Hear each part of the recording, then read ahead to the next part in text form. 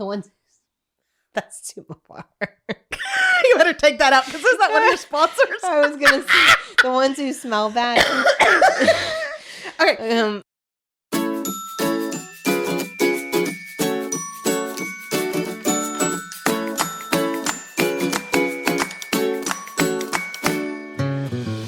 Hey, y'all, welcome back to the Don't Mom Alone podcast. I'm your host, Heather McFadden, and this is still the place where I get to walk alongside you and connect you with people and resources so you know that you don't mom alone. And in this episode, number 499, scratch that, 449.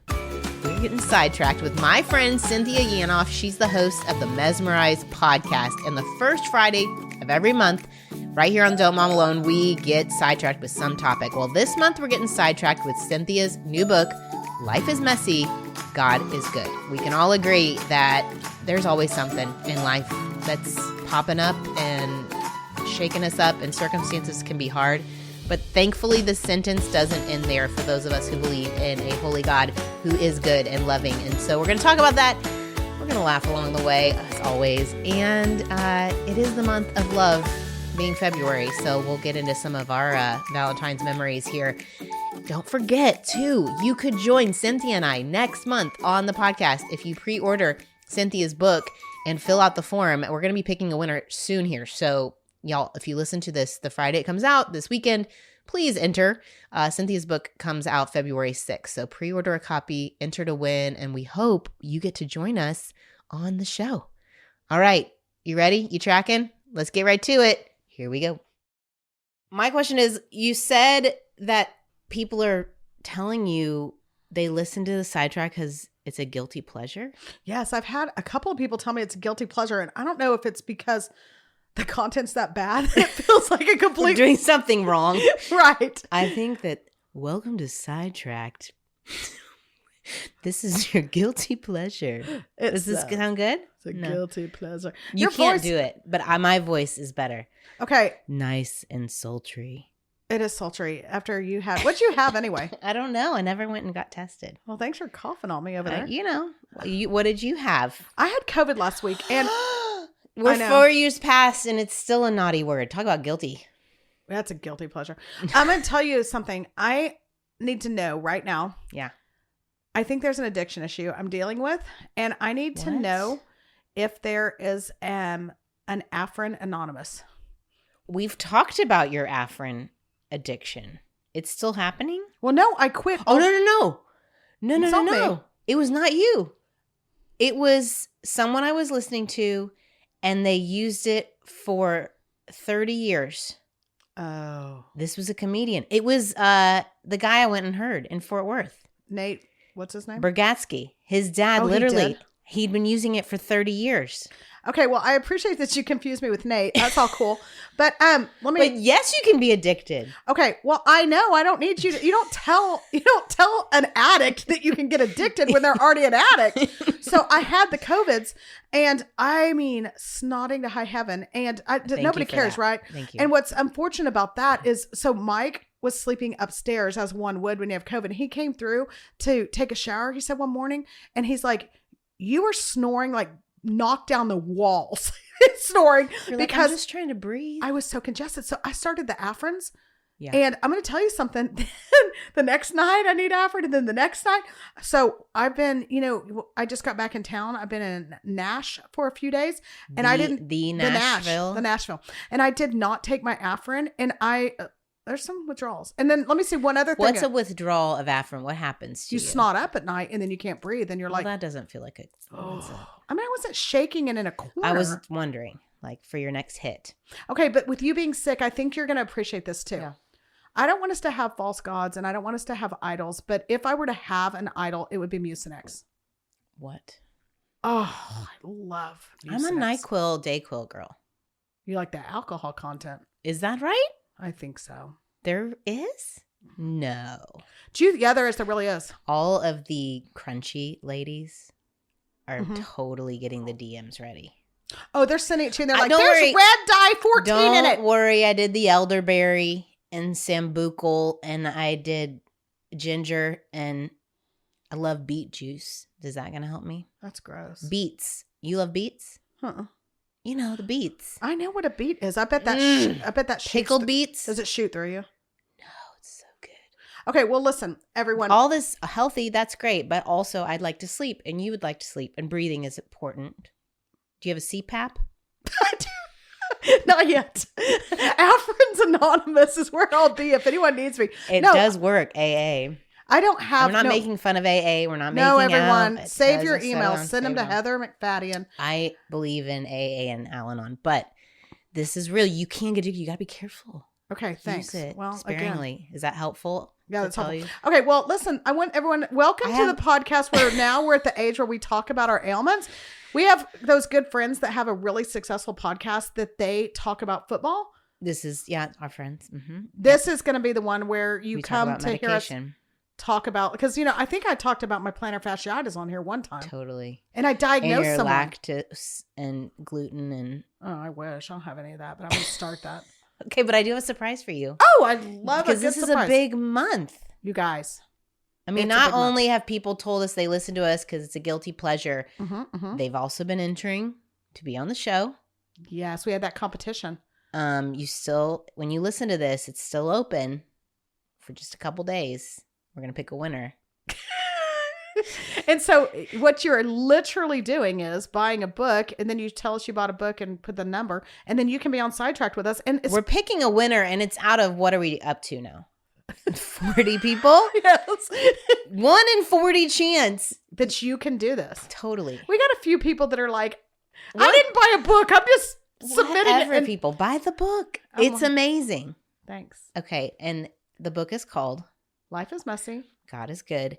And I have a surprise for you. You ready? I have to leave my chair. Hold, please. Oh, okay. Play some music. Sing a song. Life is messy. In honor of your book, I painted by number the book cover. And it's a little messy, and I felt like that was appropriate. No, is it really a paint by number? Yeah. Totally. You guys. You can see the numbers right there. Oh. I ordered it. I sat right there. I watched New Girl, and I painted. Heather, this is the biggest act of love that I've gotten in really? A long time. Oh, I thought it was better than a cookie.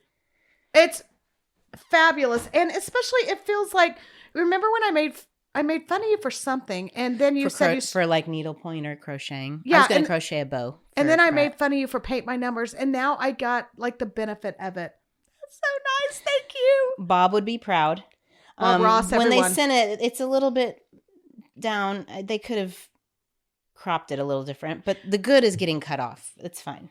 That's how I feel like my life has been recently. The good's been kind of cut off. It's a little bit cut off. It's apropos. Right on the edge. Right on the edge. But y'all, this is okay. Listen, everyone. Yeah. If you buy a book and enter our competition, we will send you a picture of the paint by number. You can get your own paint by number kit of Cynthia's book cover. It's harder than you'd think, and they actually sent 24 different colors. Oh you wouldn't think there's that many colors, but there are 24 different colors in that picture. What's it called? The colors, like the pan something. What are those called? Pantone color of the year. Like, did you have to have the Pantones for that? Or they do. They know Gosh, it. y'all. I have all the paints if you want to work on it more. You guys, Heather, thank you. You're so welcome. I mean, it is book day in a few days, and like, how you feeling?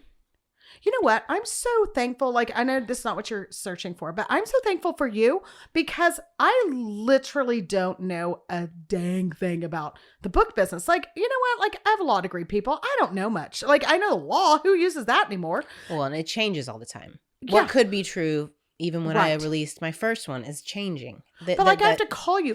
I literally had to ask you how we set up a competition. Right. The Google Forms. You're like, it's a Google form. I'm like, a Google form. And so then I tell one of my kids, I'm like, did you know that there's Google Forms? And they're like, oh my gosh. Yeah. But so how am I feeling? I would say, listen, it's like when you bring a baby in the world, like, you're like, listen. Is it people compare? Do you feel like? A little bit. I'm just like, I'm not really worried about if people are going to call my baby ugly. I mean, it is what it is. But you are bringing this baby in the world. You're like, I'm putting out like, and mine has a lot of personal stuff in it, like stories and my family and all this. And I'm like, I'm putting it out in the world. And you know this more than anybody, but like people, you guys, nobody's other than like maybe Grisham and all them. Like people aren't in this business because you're making all this money and stuff. That's no. If you do a time dollar averaging, I should be at the law firm.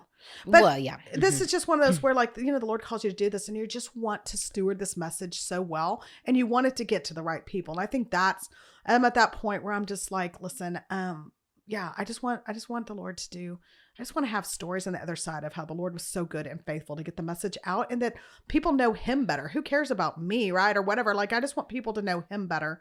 My hope is that and I think it is, but that it's really funny. And it's one of those things where you can laugh, but then have truth in it. And it's something that would mean something to you and to me, but like, it's something I could give my friend that I'm like, I'm not sure. Are we walking with God right now? Like, I just wanted to like transcend some barriers in there and not just be so many of those books you and I read are like, this is the truth and this is how it does it. And there isn't like one It's like recipe. a bridge to putting feet to the truth. And because life is messy, that resonates, right? We get that.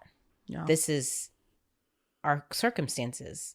Mm-hmm. You and I, we did the episode for January and we're like, this is what 2024 is going to be all about. And then I feel like 2024 hit, I don't know about me. I feel like it hit me like a ton of bricks with, I feel like my kids have been home a ton and then you and I both get sick, but you've been dealing with, tell us about all the mess of this last year. Because we've hinted at it in some episodes, but like, this is a reality of life. It is a reality of life for all of us. Like book writing or not, when you're trying to do the things for the Lord and you're just just living your life. Like it's even like, if you're outside of true. Like not even trying to do, like I think people can resonate who don't even know Christ yet. Like they can resonate with, man, life is hard. No, and I life think is for sure you can. I guess what happens to me is that when I feel like I'm doing the things the Lord's called me to do, then I think things are going to get smoother. And that's just not the like case. An A plus B is going to equal this reward C. Like right. Yeah. And this has been a hard season. And so that's why I was saying like, I'm so thankful for you because you've been, yes, you do know Google Forms and I do appreciate that about you. And you paid my number. But I also like have had just these moments of being able to call me like, this is hard. Or like, I don't know how to manage this. Or is this weird? Like, I don't want this to be about me. And you're like, okay, this is very normal. Or you need to get used to this. Or don't let that hurt your feelings. And it's really been nice to have someone in your world that can do it. But this fall was really hard. We've alluded to that without being too serious. Because listen, it's nobody's guilty pleasure if I'm going to go on a tirade about how hard the Yanof make people house. Cry. Everyone, on their guilty pleasure. Sit back. It's getting sit really back. boring. Cynthia, tell us a moment about your fall. Yes, right. But it has like literally this fall, I feel like everything. I mean, one of my kids started having just like crippling anxiety, which this child had never had before. And I was just one of those things. And I've never walked that road. And that was brutal as a mom, brutal for the kid. And then, it's just everything from that's like our dog died. I didn't even know I liked dogs. And we talked about that. But our dog died and that was hard on my kids. And I was so sad about that. And then, my husband, he's had some changes in his law firm. And so that you had eye surgery and your eye swole. I totally, I had skin cancer on my head and that had to have all this stuff done and my eye was swollen shut. And it's just been like, I know someone's listening. It's like, ooh, poor you. But we do not compare. We don't compare. It's just been a lot. Brett totaled his truck. I mean, you guys, the cherry bomb, nobody saw that coming, the cherry bomb. And so I just feel like as we've walked this, you were funny. You said this to me and I was like, yeah. And I think we mentioned this maybe before, but you were like, when you write a book sometimes or whatever your thing is, like sometimes, the Lord's like, we're going to live that message. And I've lived this message, like life is messy. I'm looking over at your sign. You're like, what was it called again? What's the name of this book again? Yeah. Life is messy. And I feel like I've lived that. And on the other side of it, like God is still good. And I love that that's still in my deepest soul. All I know is to be authentic. You guys know that. Sadly, I say too much. I say what I think. But in my deepest heart of hearts, I can walk on the other side of this message and say, even when it feels like the bottom is falling out, and almost every area, it feels like it's fallen out in the last 6 months, like God has still been so good and real and present. And I'm just so grateful for that. Well, and that's the key. Because I told you you didn't know I was painting, but I was watching New Girl. And who's she? Who's the new girl? Zooey Deschanel. Come on. She dates a property brother. Now she's married to him. Oh. But in the show, and people, it's young 30-year-olds. There's, pretty much every episode, it's, drinking and sex, whatever. yada, yada. We're not talking about that. Trash. But she has this whole like life is messy moment. She's literally telling all her friends life is messy and she's going on a rampage. But here's the deal. She didn't end it with God is good. This is the so then what do we do? Mm-hmm. Okay, well, we have a God, a divine being who is unchanging. He can't not be good. Mm-hmm. And he can't not work on our behalf. And so do the circumstances change all of a sudden? Like you're saying, like if I follow the rules and if I'm obedient and if I'm doing his work, surely blessing will follow.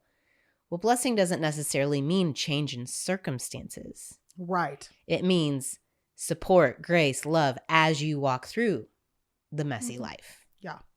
And the thing is, we know biblically that we have God's favor. Like we are his favor. But I like favor when favor looks like a new job opportunity. Yeah. I like it when it means like great book sales. I like it when my kids are all doing the right things. Like I enjoyed that kind of God's favor. But so often God's favor doesn't in the moment look favorable. I mean, think about like, obviously Mary's pregnant with a baby and she's engaged, like biblically speaking, or Abraham, leave everything and move your family to another place. You're going to be a father of many nations. Well, we have fertility issues. Like, how's that going to work? You think of all these places. Noah, like what did he give up to build an ark? His wife's got to be like, are you lost your mind? In the moment. Yeah. So often that favor doesn't feel favorable. And I think that's been kind of a message of, in the middle of the mess, like we don't have to curate our lives and make everything look a certain way. We want a theology that lines up with our reality. And so I want a faith that on Sunday morning I hear something and it lines up with what I'm living Tuesday.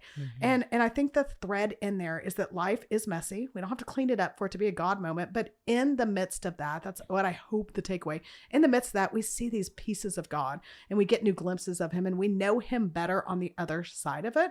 Yeah. And I think that's how you get, I mean, I've never seen New Girl. I don't even know who the New Girl is, Zoe, but I mean, I want to be like, yes, like how hopeless. No wonder. It's hopeless. How hopeless if life is messy and it's crumbling and you aren't able to put the other half of that sentence in there.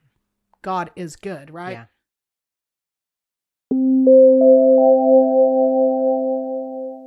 Okay. I know that I can make fun of crunchy or granola or healthy people. And then you're like, but Heather, I thought that was you. Yes. Okay. I do appreciate a clean beauty product, but I also love when products work. And that's why I'm so thrilled that we get to partner with Thrive Cosmetics, because I know they're certified 100% vegan and cruelty-free and clean and skin-loving, and all their ingredients are fantastic. And they have thousands of 5-star reviews because they're high-performing products. They have the most amazing Liquid Lash Extensions mascara. It lasts all day without clumping or smudging or flaking, which is a common problem for me with every other mascara. It looks like I have lash extensions because it's not damaging my lashes and it comes off so easily that I don't break them when I'm removing the mascara. It just slides off with water and a washcloth because they have this flake-free tubing formula. It's trademarked, y'all. It lengthens, it defines, and it has nourishing ingredients which support my lashes growing stronger and getting healthier. So if you want to join me, I would love for you to try out Thrive Cosmetics, because not only are you going to experience a great product that's clean and vegan, they give back. For every product purchased, Thrive Cosmetics donates products and funds to help communities thrive. I love knowing that not only is it doing good for my body, making me look good, but doing good for our communities and helping us all live better lives. So right now, you can get an exclusive 20% off your first order at thrivecosmetics.com/DMA. That's Thrive Cosmetics, and it's spelled out CAUSEMETICS.com/DMA for 20% off your first order.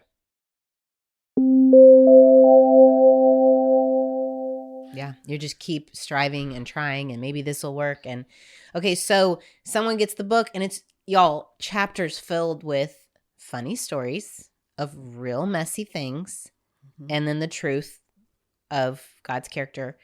What is your favorite chapter? Okay.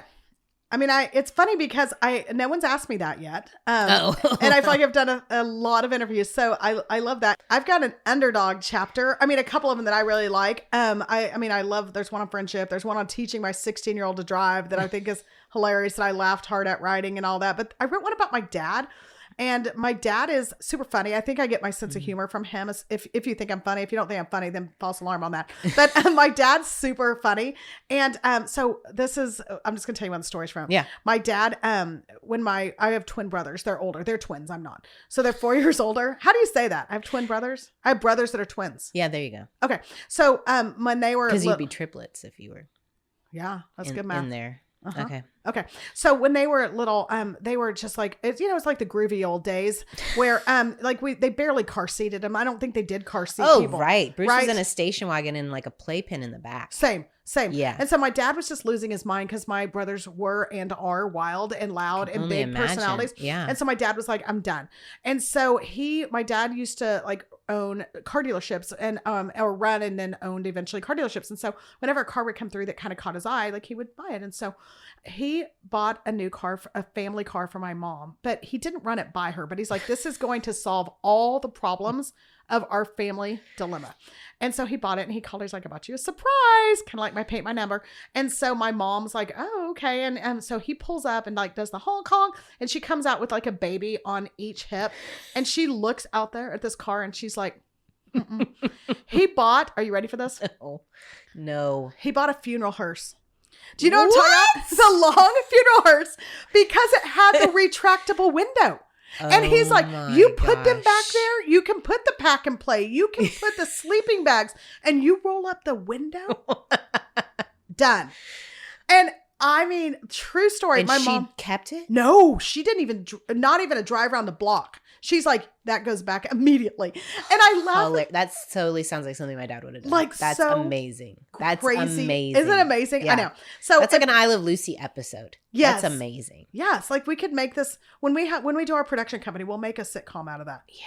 But our tour should be in a hearse. Oh, the hearse tour. Heather's. What were we gonna do? Heather's hearse. We're a trailer park tour. Trailer park tour. Yeah. That's okay. That's okay. But yeah. So what would be God's character in that story? Okay, so I guess what I kind of go on and talk about my dad and how my dad has just always loved people well, but my dad is not one that has big words or big gifts. Like he doesn't show up and like besides the hurts. Well, he did hers. That was gift. a real bad gift. But my dad, like he just always loved us very tangibly. But I don't have like a lot of notes from him like in college and how much he missed me. And I mean, when I still see him, I don't get the huge hug and I love you so much. I mean, yes, he's told me he loves me, but he does it through these things like fixing the drain in my house and trying to problem solve, walking around with my babies when they're little during dinner so we could eat, just these small, tangible things. And I think in the chapter, I just talk about how we think love has to be this kind of more extravagant, like very tangible, touching, whatever kind of thing. And how my dad just taught me love by the everyday, just being there and being present in the everyday. My mom, used to be in a handbell choir. We're Baptist in the day. And oh my gosh, my favorite memory of being Baptist was being in the handbell choir. The handbell choir. 5th grade. And then we switched churches. Oh, is it devastating? Literally one of the greatest traumas of my life is having to give up, which is sad. I don't have a lot of trauma. But I loved handbell choir. No, well, don't say that. I do. Edit that out. And crocheting. Edit it out. Why? We just lost the 5 people that listen to this. Handbell choir and crocheting. It's so fun. Ding. Oh, she's got her bells up at her chest doing it. Okay, so she's in my handbell mom was in the choir. handbell choir. This Yes, is one other she quick was. thing from this Love chapter. her. Tracy, just to clarify, handbell choir is a group of people. They are each assigned a note bell. Each bell plays a note. And so, you might get 2. If you're really good, you might get 3 or 4 and you put them down and pick up the next one. Yeah, you do. But you're all practicing and playing a song by holding these bells up against your chest. I'm holding fists right now up against my chest, elbows bent. And then you ding the bell out and pull it back to quiet. I'm glad you're laughing about this and realizing. It's so fun. You know, Providence has it as a elective. Kids do.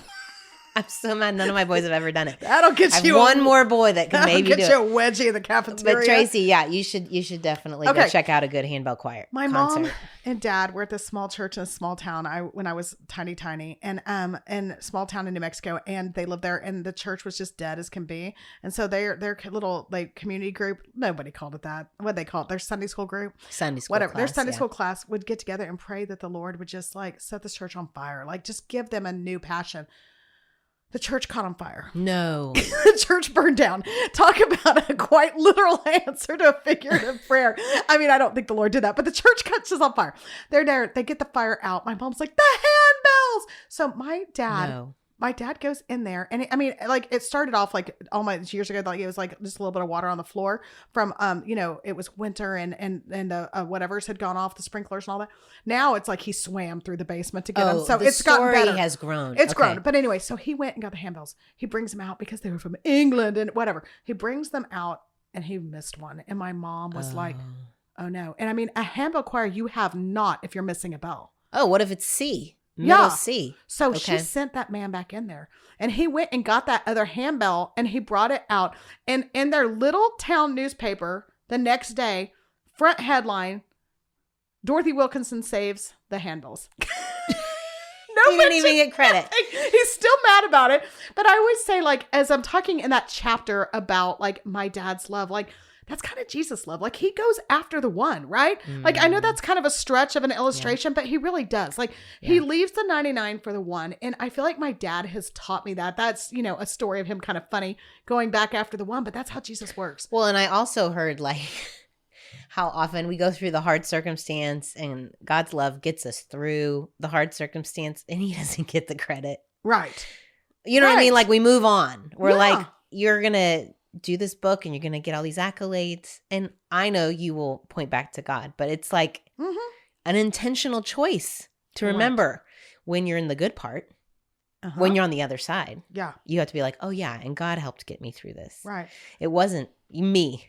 Right. And that's why I'd like to thank me. I'd like to thank me for my perseverance in surviving COVID. Yeah. No, which is true. And also. But I think that's just it. Isn't that it? When you're talking about life is messy, like, ask Zoe, y'all. Life has gotten very messy out there. And to be able to stop and see that thread of God being good, I think is the critical component, because it's so easy, like you said, to either forget or not to notice, not to pay attention. And here's the thing, like, if we're only going to find God in the high points, like, I knew God was there on the spiritual highs. I've seen him at the youth camp, and I've seen him when I was married. But listen, like, 98% of your life is the messy part. If you're like Heather and I, 98% of it is the messy part. So listen, we're going to find God in that and see his goodness, because that right there, like, that changes lives. It changes ours, but it changes the lives of those around us, because people are watching to see how we react, what makes us tick, what's the story we're writing with our lives. And they want to see like what makes us freak out? How do we spend our money? What makes us race down to the school? Well, let's in the mess, like, let's find God's goodness and rest in that as much as we can. And that's telling an eternal story that I think we need to be about. And so that's what I hope in the book. I hope it's lots of funny with some depth. And I don't know, I could be wrong, Heather, but I don't think I talk about my ailments in it. Maybe plantar fasciitis comes up. I don't know. No medical advice, thankfully. No, not even legal advice. No advice. And friendship is in there. Yeah. Friendship's a big. It's Valentine's, Galentine's.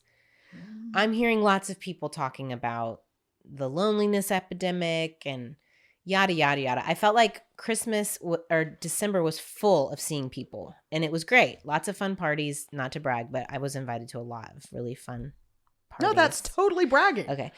And then January, it's just like, boom. Everybody's tired. It's freezing or sick.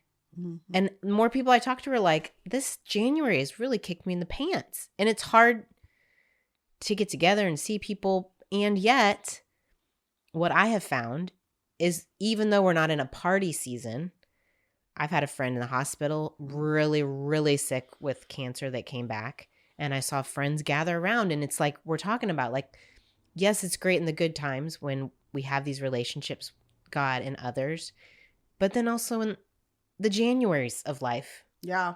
The pits, the valleys, the sickness, cultivate these relationships for the whole time. Right. And you do that. Like, you're really good at, like, if I mentioned I was sick, you checked in on me. How you doing today? Mm-hmm. Not everybody does that. Well, yeah. You do that. So what are your tips for being a good friend? You know, and I saw a meme, or is it a GIF, or is it a GIF? And what's the Sure. difference? Okay. Sure. I saw a GIF or a GIF or a meme or whatever it's saying. Yep. It's hard to believe it's already January 45th. Like, it doesn't feel that way. Is it now the 90th day of January? Yes. Okay. You know, here's the thing about friendship that I kind of talk out in the book. And I think I got some of this from Kay Wyma. Our good friend Kay talks about how her daughter went to a sleepover one time and she got in the car the next morning. She's like, it was the worst sleepover ever. There, 3 popular girls went in the other room and wouldn't sleep in the same room with the rest of us. And so she was so upset. And Kay's like, okay, well, how many were in the room with you? And she's like, 17. And Kay was like, okay, like, are you getting it? And I think that maybe is something I would love for us to think about a little bit in our lives, is just that we tend to value quantity over quality of friendships if we're not careful. Yeah. And so you might have, hopefully, these 2 or 3 or 4, or maybe 1, whatever that solid friendship the Lord has given you. Like, lean into that one. But we start looking around, and I'm the worst, man. I think I've got friends and I'm intentional and all that. And then I see one girl's trip to, you know, where Cabo on Instagram. Playing mahjong. And I'm like, everybody hates me. What happened? Like, Heather's over here talking about the 3,000 parties she went to in December. I'm like, gosh, I guess I don't have friends. And Totally. so I would say a couple things. I would say, and I talk about this in the book, but listen, like, dare we just get comfortable that maybe we just need 3 or 4 friends? You know, the paralytic we talk about, you know, the guy on the mat and his friends drag him up to Jesus and they can't get in. So they cut a hole in the roof and they lower him in. Like, those are the 3 or 4 friends you need. The ones that are going to take you to Jesus. You need the 3 or 4 that are going to believe in your dreams when you don't believe in them. The 3 or 4 that are going to believe in your marriage when you're struggling, and believe in your kids when they're doing stupid stuff, which is all the time with my kids. You need those 3 or 4 friends. And if you have those 3 or 4, be that to them. Be intentional. You know, open yourself up to new friendships for sure. I'm not saying like, let's all form our cliques and there's no room for anyone else. Like, you and I are, in the scheme of life, we're new friends. But Totally. But I would just say lean into those friendships and like be the friend that you need. And so for me, like, I check on you because I care, but also like, I really appreciate when people take a few minutes and like just follow up with me or say, hey, I remember you said this, I prayed for it. And so I try to be that back. And so I would just encourage you, like, listen, you can have new friends. That's great. But you also probably have people around you. If you don't pray about that, ask the Lord to give them to you. But the 3 or 4 friends, and then everyone else, like, great. It's great to have other distant relationships, but let's not obsess. When we're with the 17, don't worry about the 3 in the other room. This is good. This is good. And I think if you're like, oh no, so-and-so's busy. Do you ever do that? Like, I won't bother them. They probably have people. Yeah. Yeah. And then I found, no, that's not true. You know, like I thought, oh, surely so-and-so's helping this person. And then I reach out to this person and no one's helping them. And I was like, oh, I can totally help. I can show up, you know? So if you get that, if you get that nudge or someone comes to mind, that's been something I've been trying to lean into better. That's really practical. Yeah. Because like the loneliest place is sometimes in a crowd. Right. And so just because someone's in a crowd doesn't mean. But we can get in our own way. Like we can mentally be like, oh, they have people or they're busy. Or they may not. They may have never been asked to go to dinner or maybe never. They don't have anyone. And I don't know. This girl reached out to me a couple weeks ago and she's like, I'm sure you're too busy and you won't want to be on my podcast, but is there any way you'd consider it, blah, blah, blah. And my instant reaction, I'm going to be honest, was kind of like, oh, I do have a lot right now. But I'm like, no, I'm going to do this. Well, long story short, this girl is very specialized and trained in something that I didn't realize is an issue that's going on in my house with my youngest. And like, she said one word that like the Lord put on my heart. And after the interview, I'm like, can you tell me about this? And it turned into this, like, she totally ministered to me. Like, it was such a gift. And so just the fact that she reached out, like, just don't assume, I'm with you. Like, reach out. Or like people. Sometimes we think, oh no, I'm too busy for that. There was a gal from our church and she was like, hey, I'd love to have breakfast with you. We've never, she said, and I was so impressed.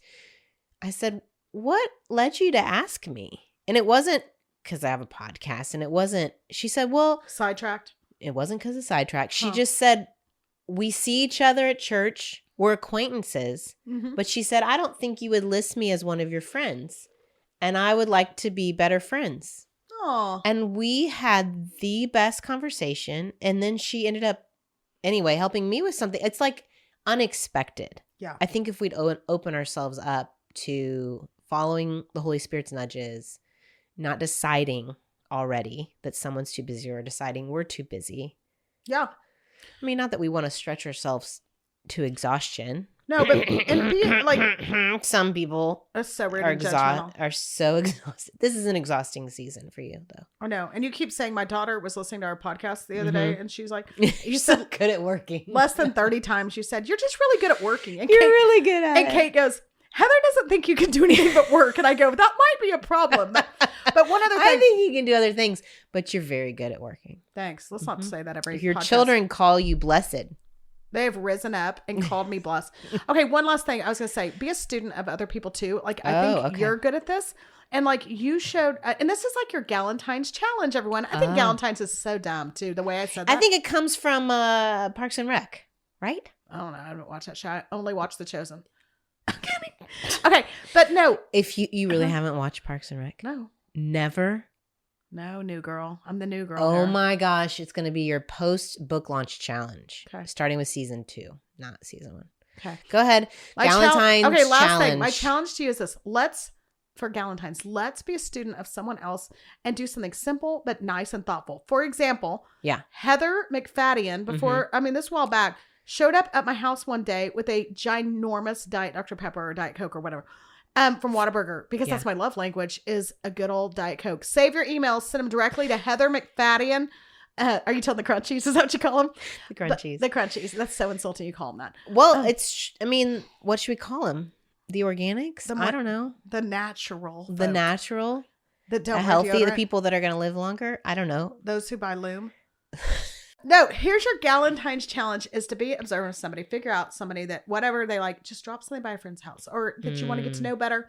Or if you know someone that like their kids needs a little help in this or that, you could just. Well, you could do this too. You could be studying your kids. I don't know. Maybe you don't even know your kid's favorite something. I think my boys, their favorites change. But the other day I was headed to the grocery store and I said, you know what? Food is a love language for boys. I'm going to text the ones who have phones and say, what are 3 things you would like from the grocery store? I was surprised at their answers. Did somebody say beer? One of my kids would be sarcastic enough. No. But I was surprised at what was special to them. And I thought, well, that makes them feel valued. That's a small thing. And it's like, I don't know, boys don't care about, the thing where people put hearts on the door with all the things they love about you. If they're words of affirmation, kid, maybe that matters. But my boys just like threw them away. Like they didn't care. Okay. I love that. Are we Have you ever gotten jewelry that's shaped like a heart? No. Okay. Next Can we question. end with something back from the past that is so horrifyingly traumatic? And I need to know if this happened at your school. Did they have Valentine's like whatevers that you could buy that like the student council sold? Oh, like in Mean Girls. Exactly. I just watched Mean Girls. Okay, so you watched buy a movie. Good job. No, I didn't see the new one. I was watching the old one. I'm just saying. You watched an old one. I wasn't working. Okay, so listen, they had that in my school. Did they have that in your school growing? Oh, sorry, homeschool. Did your mom set up a table in the entryway where my brother ordered flowers to be delivered to my mom and not to me? Okay, everyone, Heather, if you could stand by while I talk to our audience for a moment. Okay, you guys, they set up the table in the schoolhouse. Remember, and the student council had whatever they were, okay, and they delivered them about whatever. And in Mean Girls, if you've watched the show, how the girl bought them and like pretended like it was from the cool girl to her and to everybody but this one girl. Okay. You're sitting in class, you guys, and they come in. My school, they were balloons, okay? They come in with the balloons with a tag on them. And they're like, okay, Mary Margaret and Sissy Sue and Karen. And do they say who they're from? No, they just list on them it says it, but they weren't reading who they're from and everybody. So they're handing them out, okay? Well, you go to third period and I mean, like Alice Ann has 19 balloons. She's like getting carried away. Oh, she can barely stand. Yeah, okay. And Cynthia Yanof with her perm and her don't you make that 1986 sweatshirt. What is it? Yeah, 1985. If you don't know what that is, you need to read the book. My 1985 sweatshirt. Yep. Okay, so Cynthia Yanof has none. Cynthia Yanof had If you hear that sound, guys, that's her necklace. Oh, sorry, you guys. I had a touch of a mean streak in high school, okay? But I had 2 older brothers, and they were mean, so I kind of like had to hold my own. Okay, I went and bought, like Mean Girls, I bought myself like 5 before school one day. And on 2 of them, I put some of my friends' boyfriends' names. The end. And they knew? No, they didn't know. But I mean, like, you read it out loud like, oh, Bobby. Yes. You naughty guy. I didn't say it that way. You said it like that. You're naughty. Guilty. Okay, so anyway, I wish you all the best Valentines. May your children not have a student. May your children be homeschooled. May there not be a Cynthia Yanof in the junior high building. And may you buy Life is Messy, God is Good, and know that he has been good despite sometimes life is messy because of circumstances that just happen because it's a broken world, right? Sometimes we create our own mess, Cynthia. And I think that you have given that prime example, y'all. Okay. Well, have a good one. Saying, thanks for getting sidetracked with us. Yeah. With love. With love. With love. Sending all the love. See, I wear my love sweater. I wish I had a handbell that I could play us out. Oh, I'm adding handbells for sure. Okay. Thanks for tracking with us, y'all. I hope that you got a laugh or two in there.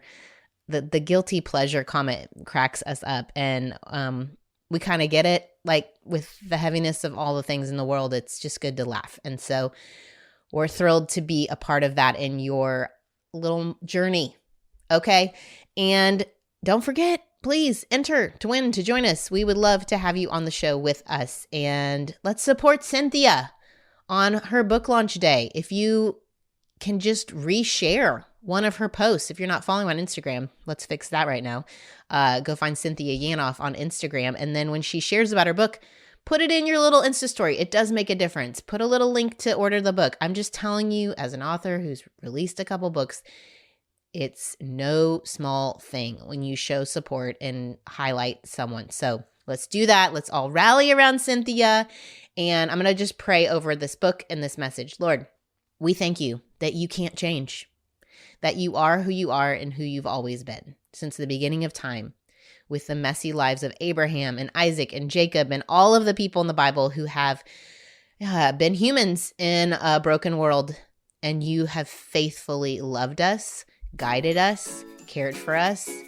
And even if it's a mess of our own making, you are so kind and good to bring order to our chaos. And so, Lord, I pray for anyone who today is feeling the heaviness, the weight of their messy life, that you would whisper words of grace and kindness and love and just your presence. God, we're thankful that we are very aware of our lack of control, and it is the rest comes from just sitting in your sovereignty and realizing that you are not out of control and that you are aware of even the hardest things that are in our life. And so, Lord, may we lean on your full, capable self and release all our attempts at false control. In Jesus' name, amen. Okay, y'all, join me back here on Monday. We're actually going to be talking about something super practical, how to feed your kids. What do you need to feed your kids? Y'all sent in great questions for the nutritionist. Casey Barnes is going to be on the show. So join me here on Monday. All right. Have a great weekend. Adios. Bye.